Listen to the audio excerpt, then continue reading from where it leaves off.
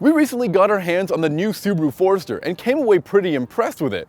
But to put it through a real test, we brought out our long-term Honda CR-V to see how the Subaru can compete with one of the best cars in the segment.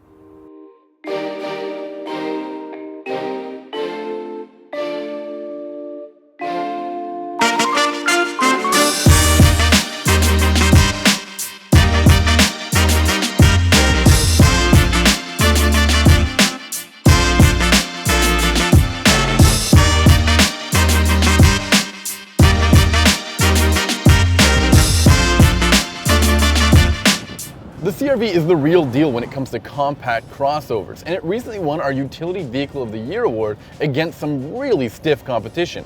It's all new and features a new platform and a turbocharged engine, and a ton of safety technology. But the first thing you notice about this car when you get in it is how much space it has. Behind the rear seats, there are almost 40 cubic feet of storage space for you, and once you fold down those rear seats, you get almost 75 cubic feet of storage.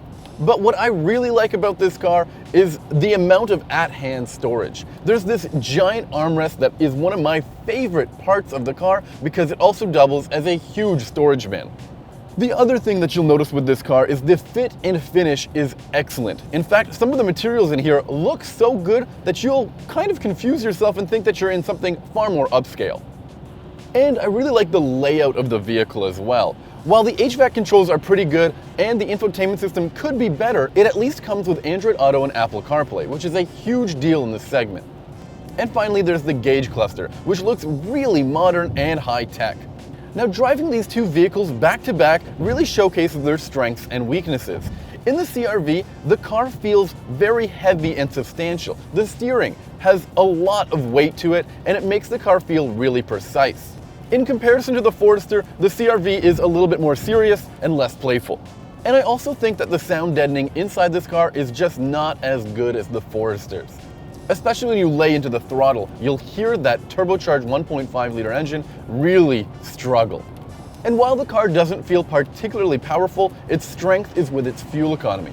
It definitely gets better fuel economy than the Forester. And with this CVT, which is one of the better ones in this segment, it gets around 30 miles per gallon in combined driving situations.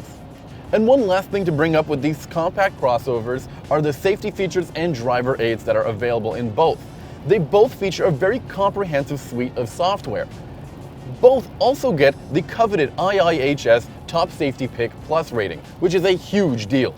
As a result, both cars come with adaptive cruise control, lane keep assist, and forward collision warning, but they both differ in their ways. For example, I find the lane keep assistance system and the adaptive cruise control to be more superior in the Honda CR-V. But the Forester has its advantages as well. It has an automatic braking system for when you're reversing. Now think about all the busy parking lots you've been in, and you'll realize how important that feature will be. One downside to this turbocharged engine is that it doesn't feel very responsive. It has a lot of lag, and it feels like that power drops off pretty quickly.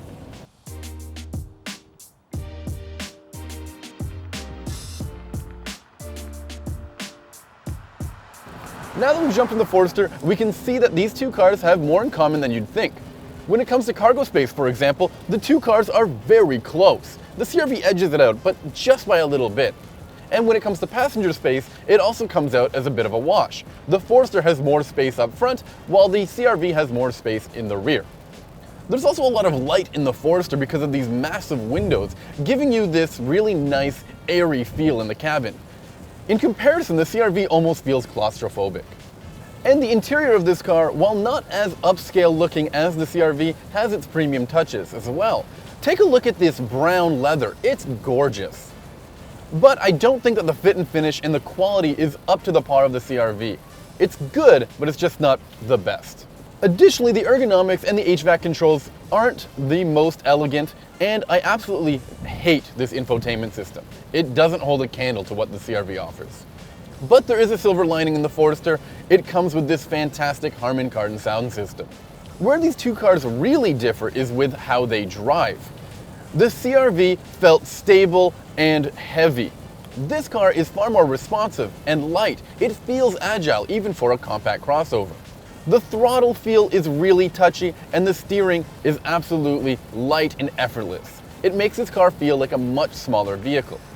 You're going to get slightly worse fuel economy in this car than compared to the CR-V, but the advantage to the Forester is that if you wanted more power, you can get it with a more powerful XT version, which uses a 2-liter turbocharged boxer engine from the WRX. But speaking about the engine in this car, it uses a 2.5-liter flat 4 that makes 170 horsepower and 174 pound-feet of torque. It can feel a little gutless at times, but thanks to the CVT, you can wind it out to get as much power as you need. However, when you wind it out like that, the typically serene cabin ends up getting a little loud. Truthfully, I found myself enjoying the drive of the Forester, mainly because it's so responsive and agile feeling. But for daily driving duties, I think the CR-V is the better bet. It's more comfortable, it's more livable, and it has greater fuel economy as well. The Honda CR-V is the slightly more expensive option of the two, coming in at just over $34,000.